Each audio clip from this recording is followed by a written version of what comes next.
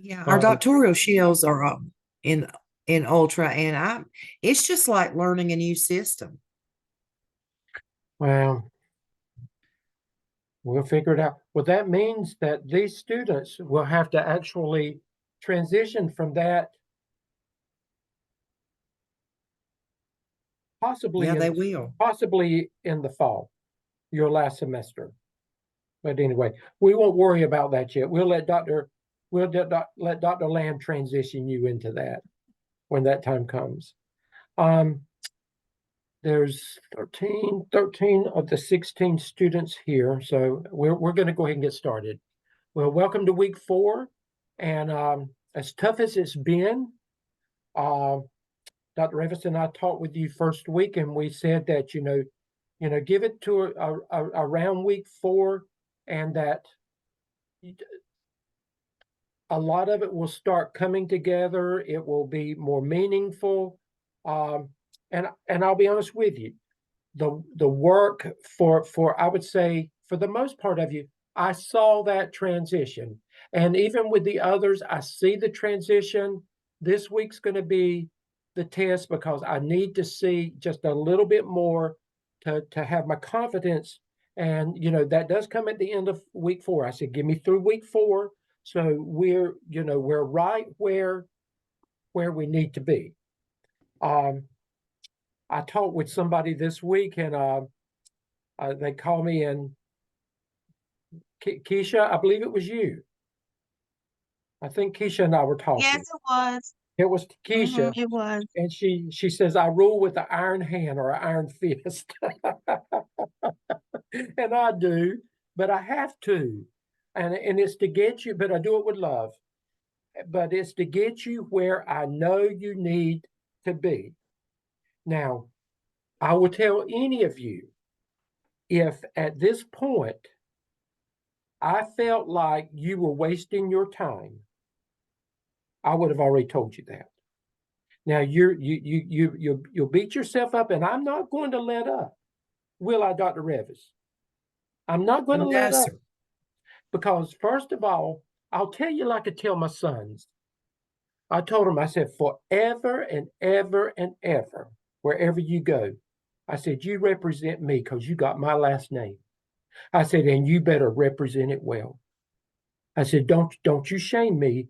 So all of you, you got my last name and Dr. Revis's last name. It's Devin-Revis.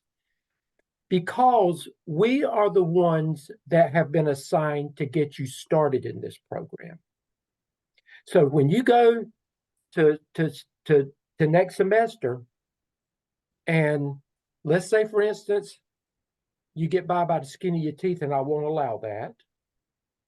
You will get by the way you're supposed to get by, and you will transition into there, and I will feel very good about that transition because I'm not going to stop until you're where I want you to be. But whether you're in Dr. Lamb's class or whether you're in one of the other people's classes, I will not allow Dr. Lamb to think, what in the world did Dr. Stedman do and Dr. Revis do last semester with these students? Whose name are you attached to? Mine. So you're going to represent me well when you go there. So don't give up. Don't get mad at me. And even if you do get mad at me, get over it because, I'm doing it for your own good, and I won't let up. I don't give up, do I, Nicole?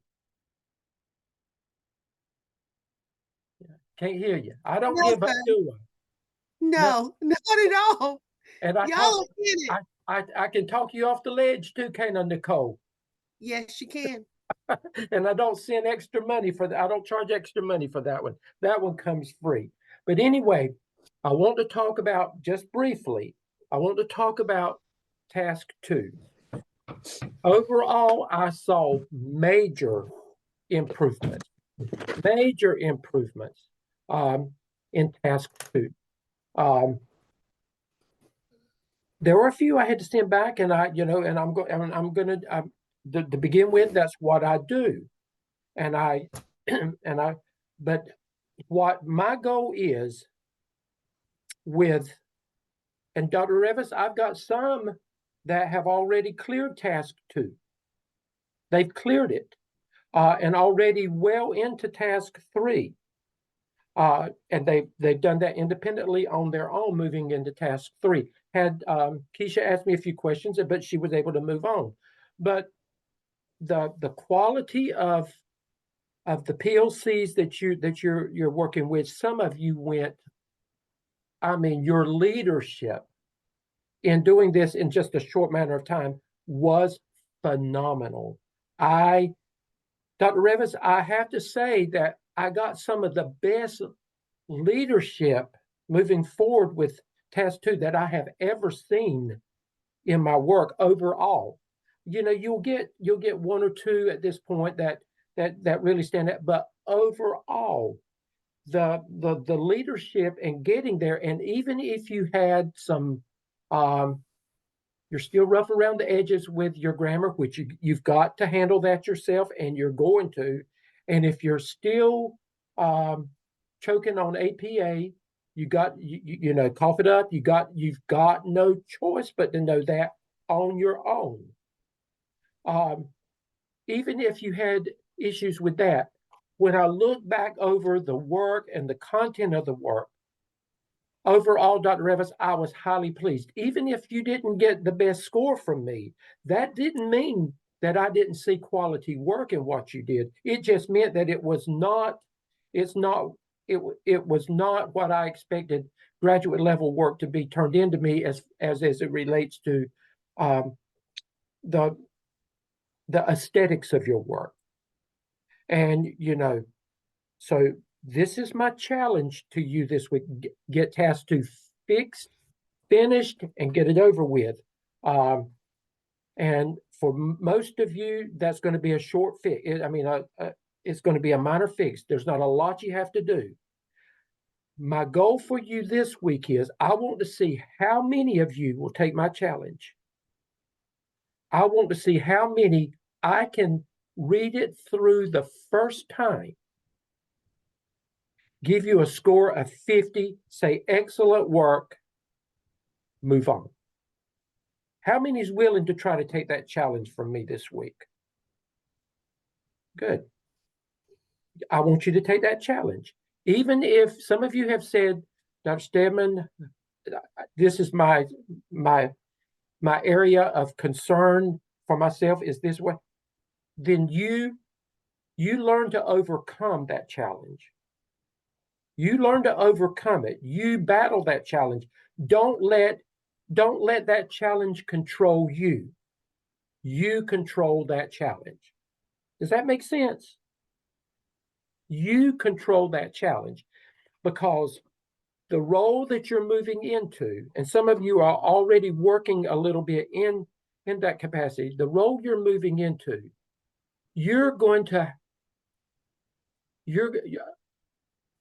writing is going to be a part of your life for the rest of your career, because there is so much involved in what you have to do as a leader. Now just pretend I'm the superintendent.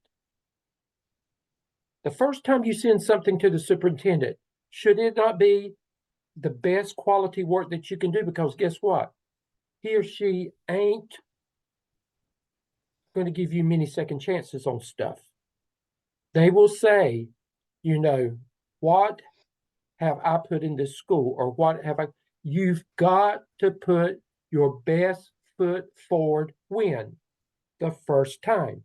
So that's what I am expecting. You pretend that I and Dr. Revis, that we are your superintendent, and that you're having to submit work to us. And this is going to be, just pretend, this is going to be my annual review from my superintendent. Just pretend that. I hope you'll accept the challenge. Peer reviews, for the most part, highly qualified reviews. I did challenge 2 or 3 of you that you got to get tougher. If there's something wrong with somebody's work, you got to say it, and don't skirt around it. Just say, look, you didn't complete this assignment. There is a second prompt and I don't see it at all. You know, it's okay to say, you know, we're in week 4. You know, by this time, this part of APA should not be an issue, and point out what the issue is. Okay, point it out. You need to say it in a nice professional way, but I want you to be plain with people. That's what part of that is a part of what the review process is. You've got to be transparent with people. How can teachers grow if you're not honest with them? As the leader, you've got to be honest and transparent with them, but then you help them in the process. Okay? Before we move on, Sparkle, do you have a question? Yes.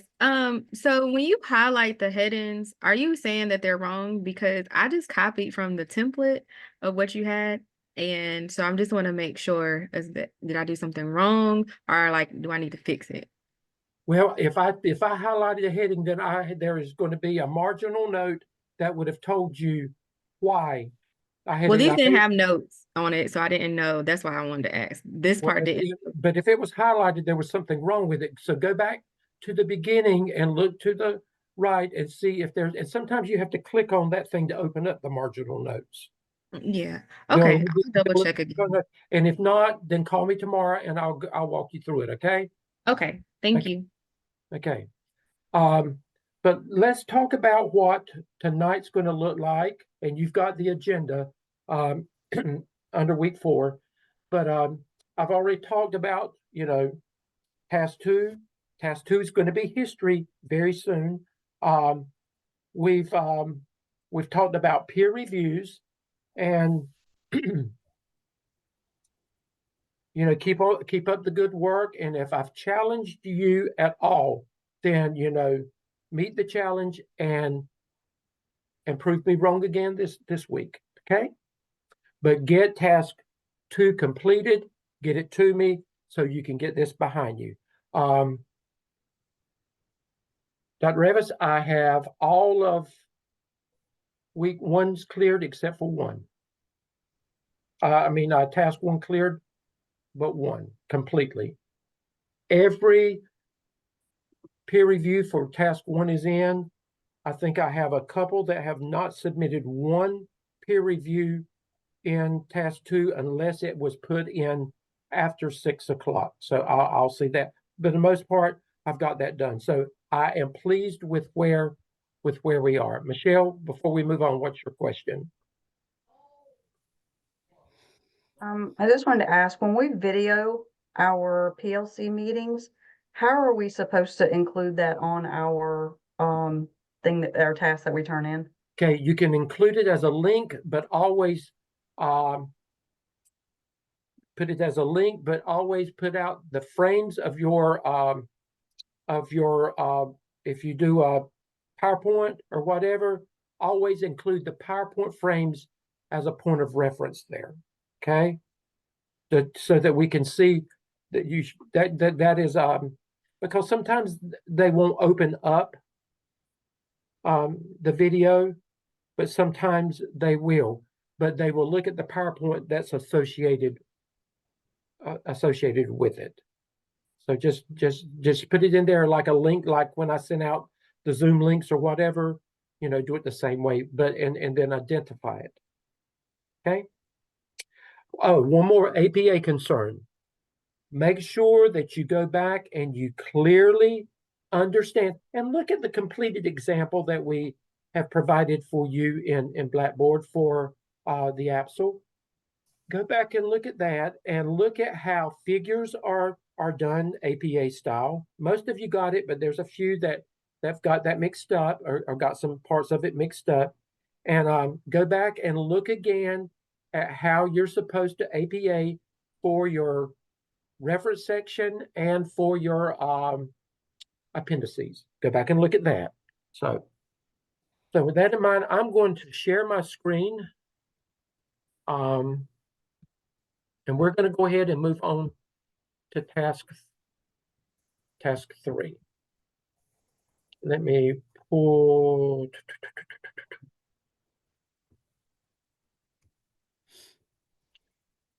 Okay. I'm going to refer to the helpful hints document first. And just a reminder, remember that in Blackboard, if you go to the AAPSL template and material section, all of this stuff is in there.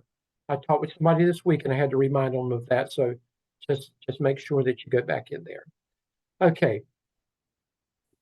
Let's go back with task 1 of the AAPSL.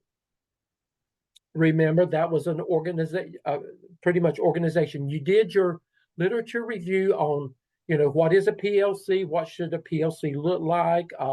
Remember, D4 had to be one of your minimum of 3 references. You formed your PLC. You chose who was going to serve on that PLC. You talked about, why you selected them, what their credentials, and et cetera about that. Then you held your first PLC meeting, and that was mainly to thank them for serving on your PLC, to tell them the purpose and the vision of the PLC, and to establish norms.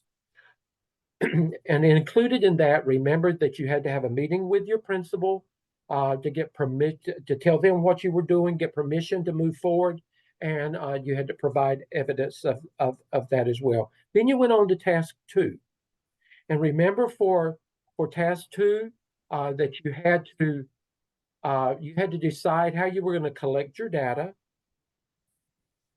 Then you had to decide how you were going to disaggregate that data collectively with your team. You were going to do team collaboration to break it down, because the whole purpose was that you were going to look at test scores and anything else that you could as it relates to student achievement at your school, and the purpose of that was for you to focus on what the most pressing need was based on what the data showed. Now, some of you said, my principal said, but your job was to find the most pressing need, no matter what the principal said. However, you were going to present to the principal, and if your principal still wanted you to work on thus and so, then you were told that that's what you were supposed to do. Remember, your job is to always lead your PLC. You must always provide evidence that you are leading that PLC. And that brings us to task 3. You've identified what the most pressing need is at your school. Now with task 3, guess what you're going to do? You're going to begin to look for solutions to the problem. It's kind of like you got a sickness, and you go to the doctor, and the doctor does all these tests and runs all these tests. They know they've identified a problem, but they don't quite know how to assess that problem. So they've got to do their research. They've got to determine, what is the best way that I can help treat this sickness, because I want to heal the sickness. That's kind of what you're doing. You're playing doctor. And so with task 3, prompt 1, you're going to do 2 things.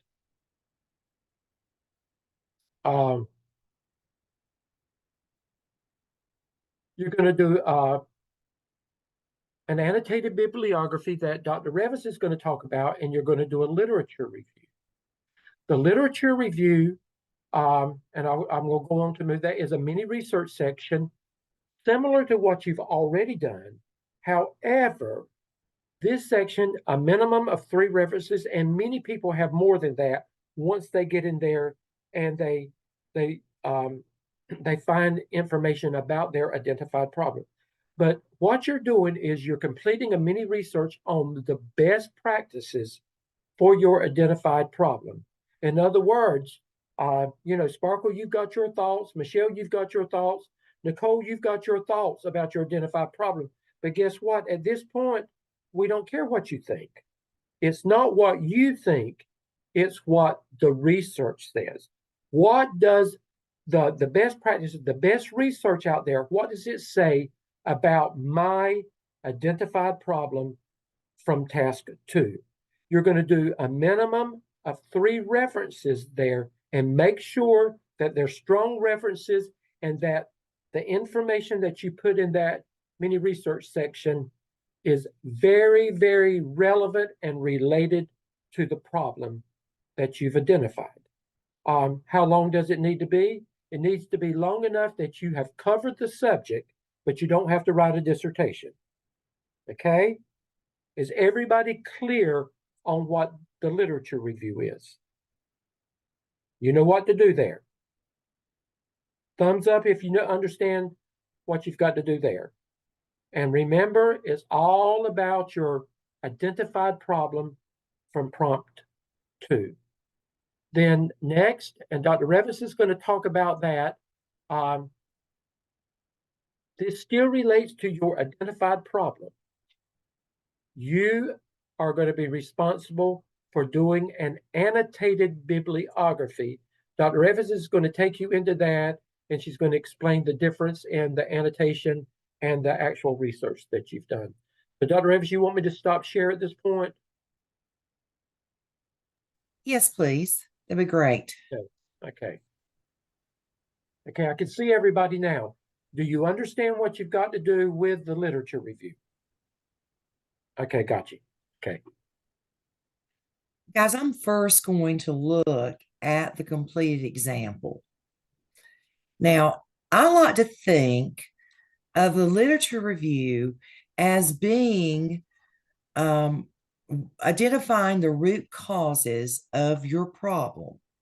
So, for example, if I have identified reading comprehension in grades 3, 4, and 5 as my need, then I'm going to do research in the Dover Library about the root causes of poor reading comprehension in elementary schools. So your literature review, you're rolling your sleeves up and you're trying to study and find out what the research says. Could be some issues related to the issue that you're looking at. Now, the literature review for this is just like the literature review that you did on PLCs. You notice it is written in paragraph form with one paragraph flowing into another paragraph of complete thoughts and so on. And you need to have at least 3 resources here.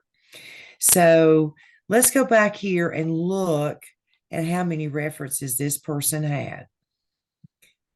First of all, they start out by just reiterating what the most pressing need is, but then they dive into the most pressing need. So we have Burton et al. That's number 1. Here you have Kochak and Egan. That's 2. There's Burton again. It doesn't count again, but you can see that's a resource that's been heavily used. Here we have Baxter. Note the period always comes at the end of the parenthetical. And this whole paragraph seems to have come from Baxter. Okay, she's got 2 references. And then in her last paragraph, I see there's a new reference, Hudson, and then Hyrule and Jaeger. So this person had actually 4. But as you can see, it's written in narrative form. You are describing and telling what the research says are the root causes of your most pressing need. And I'm going to show you how to research that in your Dover Library. Next, you have your annotated bibliography. Notice the difference. An annotation comes with a complete reference. Now, this reference is formatted just like your reference would be formatted if it were in your reference section. So you reference your text, and then you describe, you summarize, I should say, what you found in the text. Now, your annotated bibliography, what you're searching for here in an annotated bibliography are possible solutions. Lit review is about the root causes. Annotated bibliography would be about the solutions. So you see it's a 1-paragraph summary. Notice that my summary is indented. It has the hanging indent. Okay. That's number one. You need 5 regular resources. Here's my second.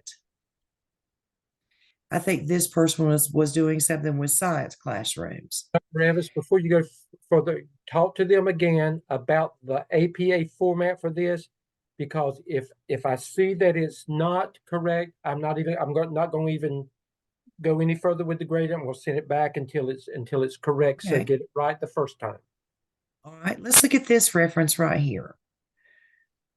Now, first of all, it's double spaced, just like all your text. And there's not an extra space in between the reference and where you start your summary. Notice that you put all authors' names with initials, date, author's date, that's the format you always use, an analysis of notebook writing in elementary science classrooms. Now, I know that I don't capitalize anything but my first word or the first word after a colon or semicolon. Okay. Travis, go back to Yeah. look at the hanging indent. Now you see the space in there. It should be consistent all the way down, all the way down. In other words, I should be able to take a ruler and it should be the same all the way down. That G right there is actually off under Burton. Now that is not, it's not aligned there. See that one's not aligned to that one, is it? Right, it's not aligned. That's it. And so That's a wrong here's my example, second one. but anyway, that's a good example. And in this one, I know that this is a journal article because the title of the journal article is in regular plain text, and the journal itself would be in italics with the issue and volume number. Okay. Again, this one's a little off, and go back to that video if you can't remember. Go back to Dover Library and look at that video, and I'll show it to you here and again in a minute when we go to the library. See, this is off a little bit here and here. Okay. You see my citation. And this must be a book, I guess.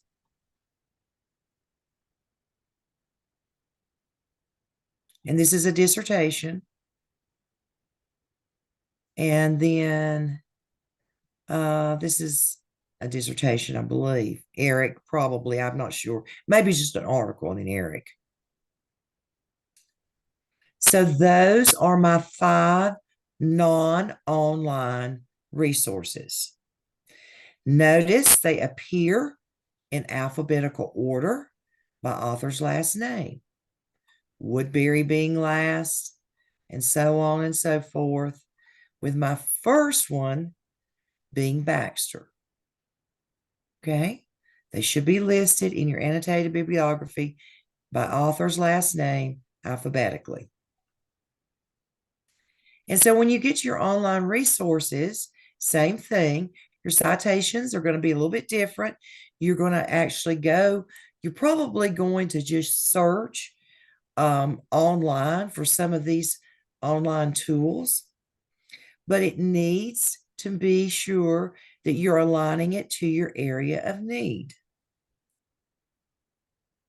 You would not find mystery science, I don't think, in your Dover Library. Here you're going to have to just use Google Scholar. And when you're looking at mystery science, look at some of the research that goes with the website. All your websites are going to have research, all of your online programs, and so on. So now let me take you to Dover Library. Let's see. I don't know how to X out of that, but I'm going to share again and take you to Dover Library.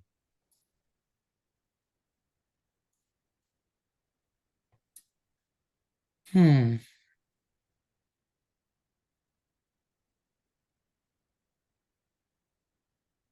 me see if I can pull it up. For some reason, my bar and let me see if I can exit.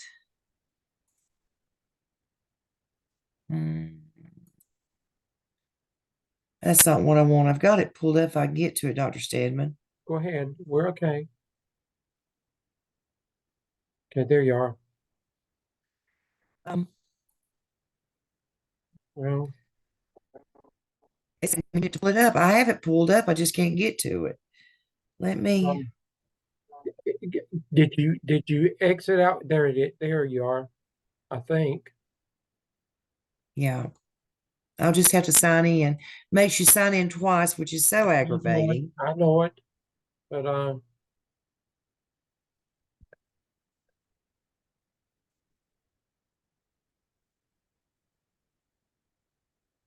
Well, it didn't make me sign in twice, so that's good. On your homepage, course overview page, scroll down to the bottom, and you have a link to the Gardner Webb Dover Library. Right here. Click on it. Now it takes you to the APA page.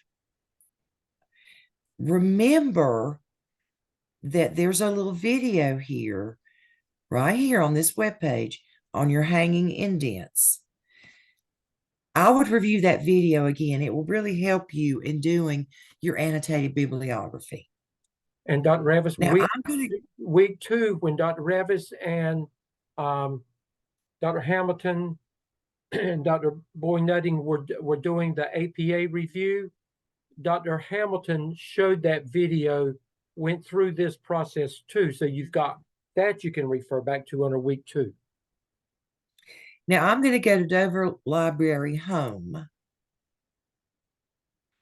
And you're going to search here. This is called a Bulldog One Search.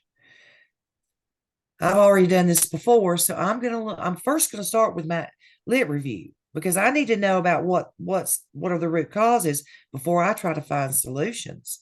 So I type in and I say causes of whatever your area of need. And then it comes up as such. I would suggest clicking here for full online text because you don't have time to do an interlibrary loan or anything like that. So this one, I would pull that and look at it because we know vocabulary development is a root cause of poor reading comprehension. I also know that fluency is an issue in reading comprehension. That's reading and writing, but there you can get some things out of reading and so on. I need to select 3 resources that help me try to understand more about my area of need.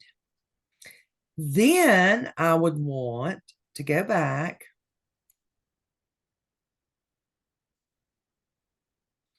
and do a new search.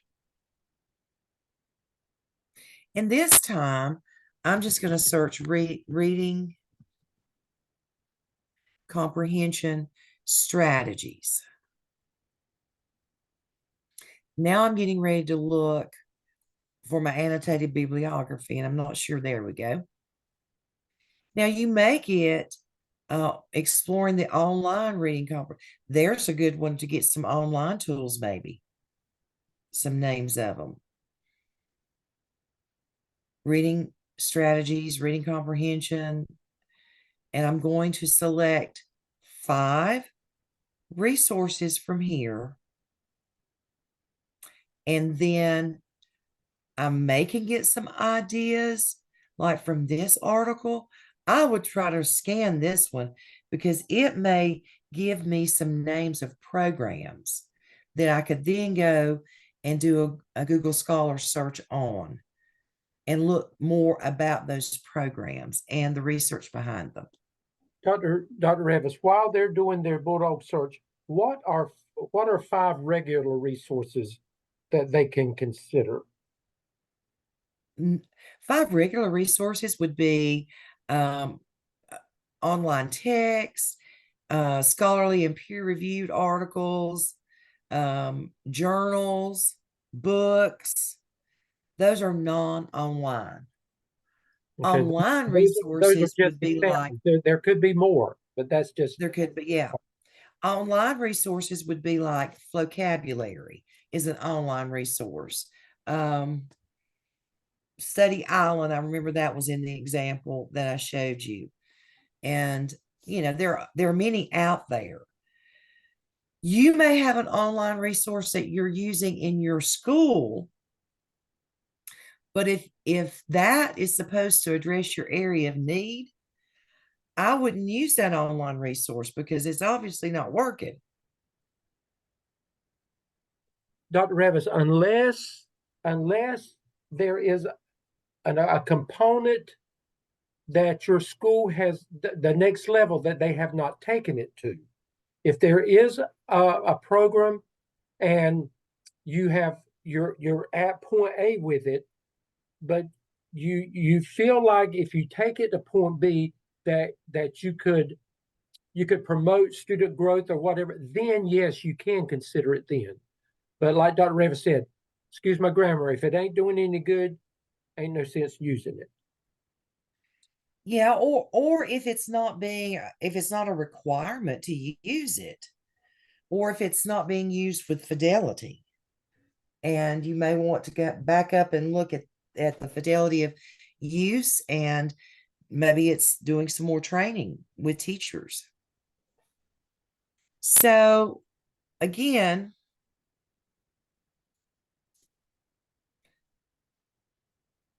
your lit review is written in narrative form with in-text citations, free in-text citations, paragraph form, APA, and your annotated bibliography. You have, first of all, your reference and a summary of the text, another reference and its summary, 5 non-online, and then at the end, you kind of separate the online tools. Okay. Okay. Going down, Dr. Revis, there's 3 online tools there. Right. Okay. Going down. Vocabulary. Okay, while you've got the example, once you get through with that, just keep on going down. Okay. Okay. And that's the end of prompt 1. Okay. So before we go any further, just keep it there, Dr. Revis. Are there any Okay. questions about what you're supposed to do with your literature review and with your annotated bibliography? Any questions before we move on? Remember, you've got this completed example that you can follow. Okay. Okay, now we're at prompt 2. Remember, there's 2 things you've got to do. Okay, Mandy? I just want to make sure that I have clarification. So the annotated bibliography is, I'm sorry, let me back up. Literature review is the mini research, and that's best practices on the identified need. Yes. The literature review is supposed to have a total of 5 sources, 3 non-online. Total of 3 resources. 3 resources for the literature review. Right. And then the annotated bibliography are we summarizing those same sources? No, No, that has, so these the are completely annotation different has sources. nothing to do with the literature review. So it's two totally different components. Yes. Yeah. Remember, your literature review is you are researching, I like to call it the root causes of your most pressing need. Okay. The annotated bibliography, you're researching best practices for possible solutions. Okay? Yes, You ma'am. got causes and solutions. Okay. And the solutions, remember the analogy that I used. Um, the annotated bibliography is almost like trying to find the right medicines to take care of the problem. Okay. Prompt 2. Okay. Now, a lot of narrative work in prompt 1. You're going to detail how the PLC created and used now notice that word, multiple graphic organizers and visuals. That means multiple means more than 2, such as charts, graphs, tables, timelines, etc. And then you're going to, and it says embed, don't get that confused. You're actually going to not put them up in prompt 1. All of this is going to go down in prompt 2, but you've got to have narrative work to explain what you're doing in prompt 2. So that's where it's saying embedded in the narrative work that you're going to do in prompt 2. Now you see how they've started it out. They said, based on our collaborative data analysis, the PLC determined, and they've identified what their most pressing need is again. You need to restate that. And then they go on down, Dr. Revis. They're talking about meeting with their PLC, what they did, leading up to, the research they've done, what they're presenting to their PLC. See, the PLC is not going to be doing the research for the lit review. You can ask them about some online resources and ask them, can they bring something to the table?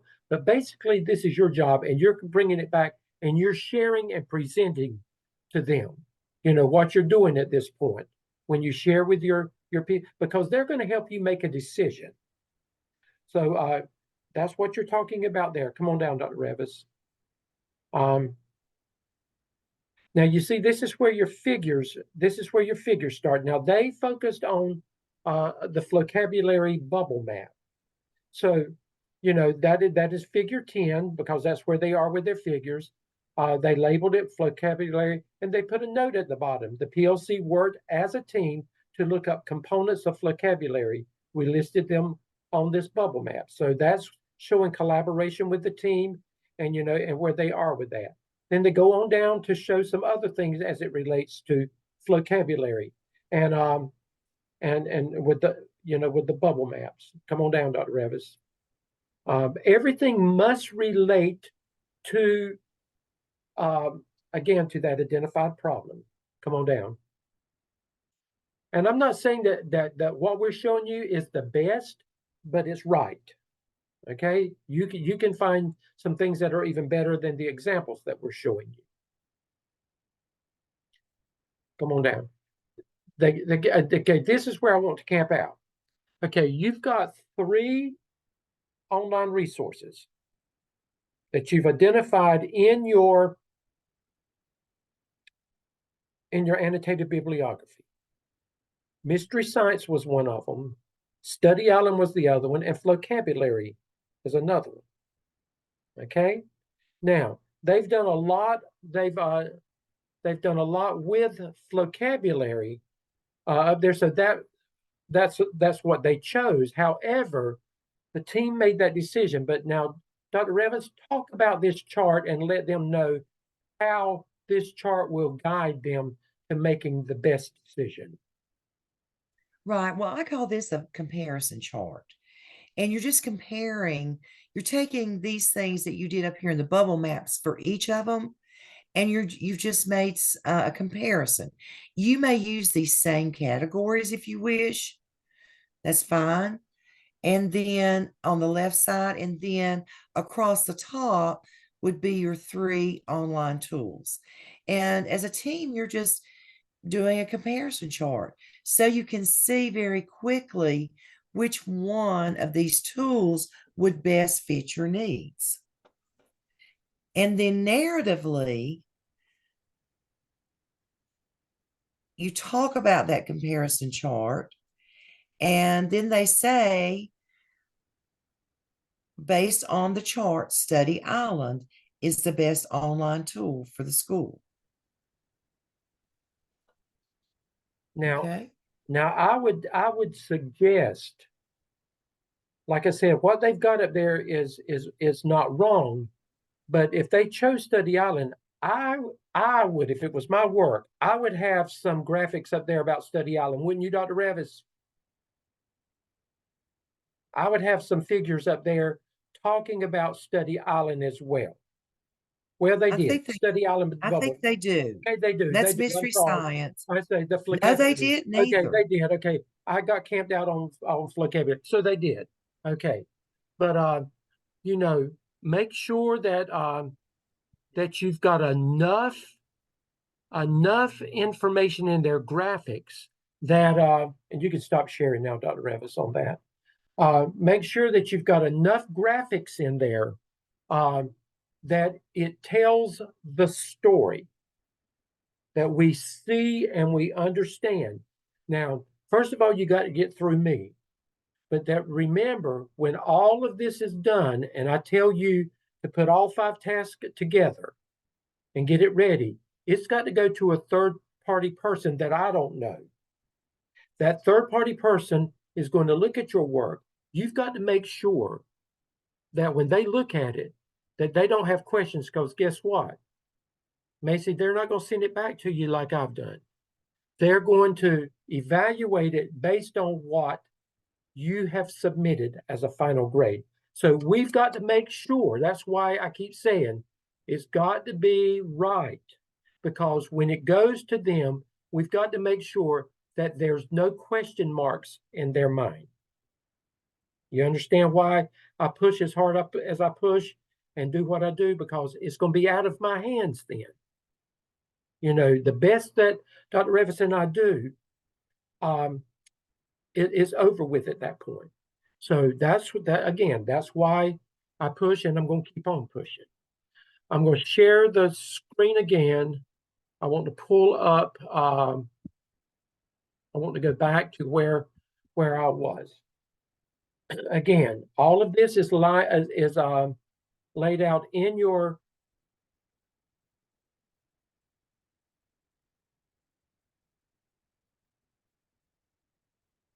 I'm trying to think, Dr. Revis, the AAPSL Helpful Hints document.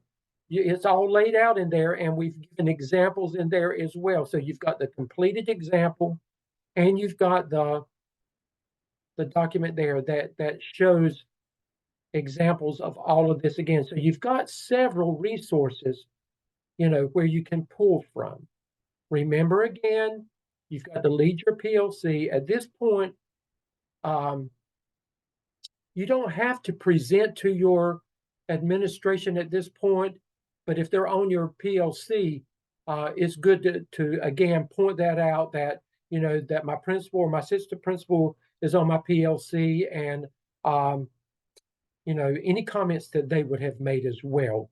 It's okay to put that in there, but you don't have to specifically meet with your administration, you know, for this one. Again, make sure that your references are in there according to APA, and make sure that your appendices are done correctly. I'm going to show you something else before I do. Are there any questions? Well, let me stop sharing. Any questions about what you've got to do with task 2? A lot of it initially, you're on your own, but you've got to meet with your PLC, and you've got to share with them, and you've got to help them at a minimum, help guide the process to the online resource that you're going to choose to recommend to be able to use. And make sure that that online resource that is reasonable. If there's money involved in it, if your school doesn't have the money, then there's no sense in presenting that.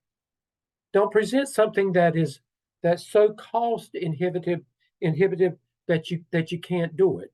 However, if you know that your school has got Title I monies, or your principal says, that we might can find the monies, for something like that, then by all means, move forward with that. But make sure that it is something that you can recommend that could possibly be considered, for use. You want to learn from this process, but you actually would like to see your work being considered and implemented, at some point.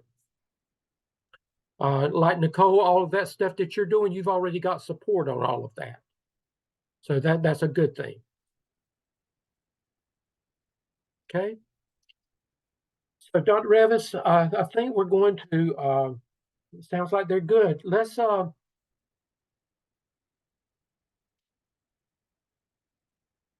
it's not, let me see when it's due. Yeah, when is there's AAPSL Research and Development Zoom Okay, assignment? that is what, week 5. The AAPSL research in week 5, not this week, but next week. They will have Okay, to do you just want to save that until then? Well,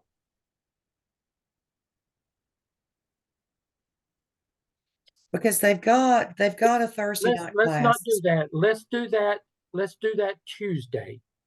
Okay, Let's I do that agree. Tuesday, and because they'll have time. They won't have to meet with us next Thursday, so that will give them an opportunity to meet as a team next Thursday, if that's when they choose to do it. But Dr. Revis, let's close with what would you like to share with them at this point about anything about the internship that we need to re-emphasize this week, or take it any further. Okay, let me just reiterate. I know we talked about this last week, but I just want to make sure that everybody's clear on the fact that you can take some of your clinical work from your AAPSL, right? But your remaining 100 hours must reflect the following: a minimum of 70 hours to come from directly leadership opportunities, minimum of 20 hours from technical knowledge, and this should say maximum of 10 hours to come directly from supervision opportunities. So that when you're looking at your log that we talked about last week, this area here, when I look at it, if I see more than 5 hours right now of S's supervision, I will send it back to you. You're going to turn this in at the end of week 7. You have to have 100 hours documented by the end of week 7.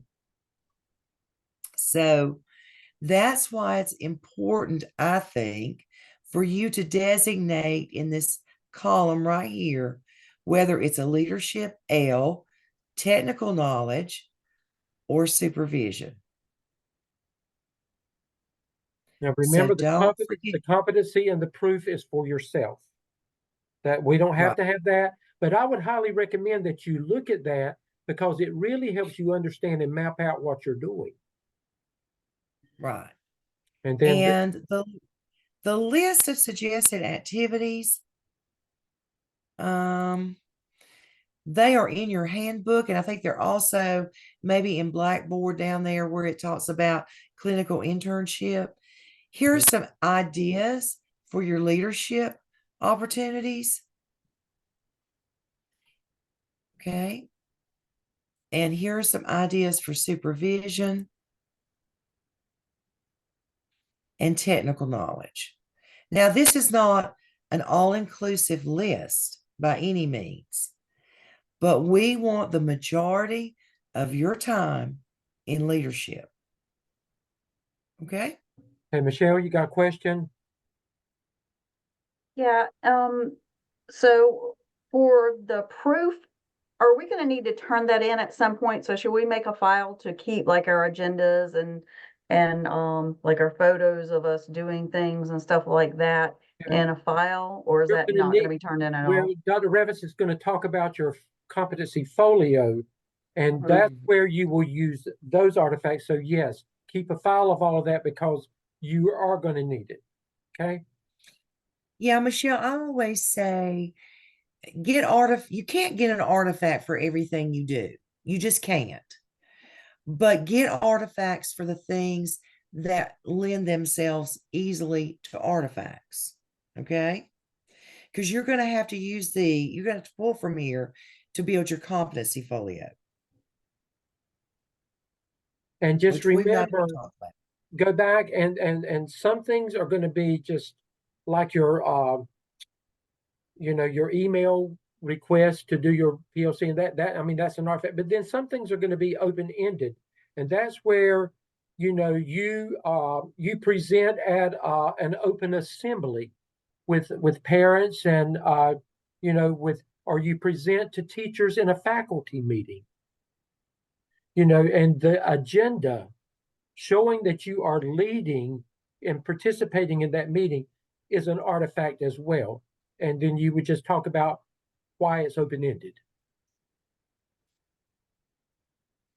So just find you some good naming conventions and, a way that you can start your filing system. Okay.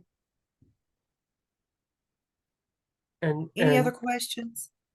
And Dr. Revis, I think next week, you think about it, we'll start off with this so that we're not doing this at the very end next time. Okay.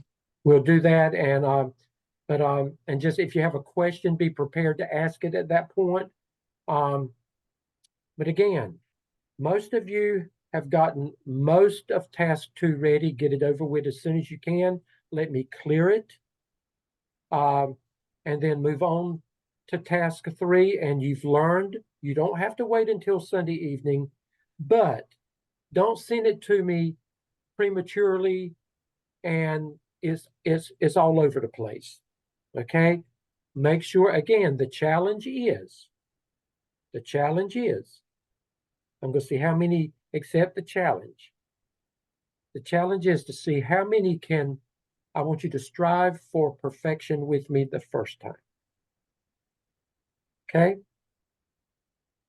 Oh, I will be a happy man if 16 of my people all do it the first time. Dr. Revis, I will call you and I will tell you.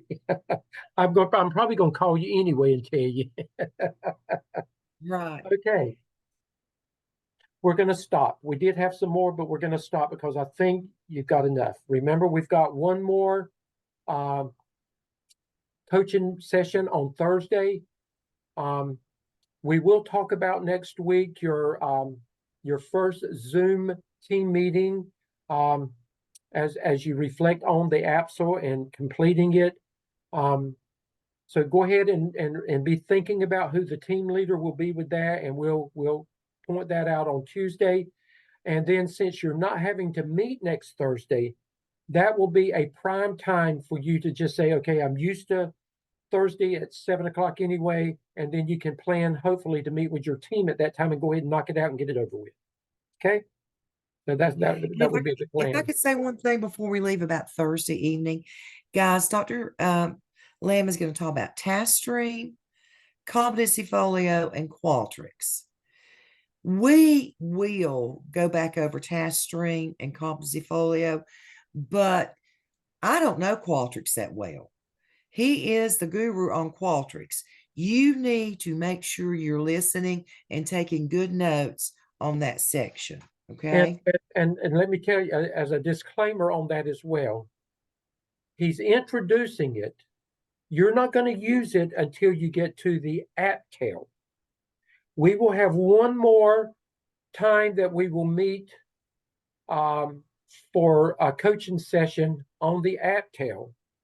And at that time, we'll introduce the AAPSL, the whole elephant, and then we will have Dr. Lamb to go back and revisit Qualtrics at that time as a review. He's the one that you report to anyway. It sounds hard, but honestly, it's not a hard process. It just goes through him and not through Dr. Revis and me. Okay, so just listen, take notes. You know, go in and play with it. You can't go wrong with it. Just playing with it and figuring it out. But you can't do SurveyMonkey or anything like that. You can only do your surveys that you have to do through Qualtrics. So he will tell you how you get set up for that and move on with that. Okay. Is everybody good to finish out your week? Everybody good? Let me ask you this. How many still love me after this past week? Do you still love me? Okay. Long as you love me, I'm okay. I didn't see some smiles with that. So anyway, okay. Thank you, Sparkle. I saw it that time. Okay, Dr. Revis, thank you so much. And I look for, thank you, Terrence. But anyway, he put sunglasses on his. But thank you, and we will see you on Thursday. Okay? Good night. Okay, good night, everybody.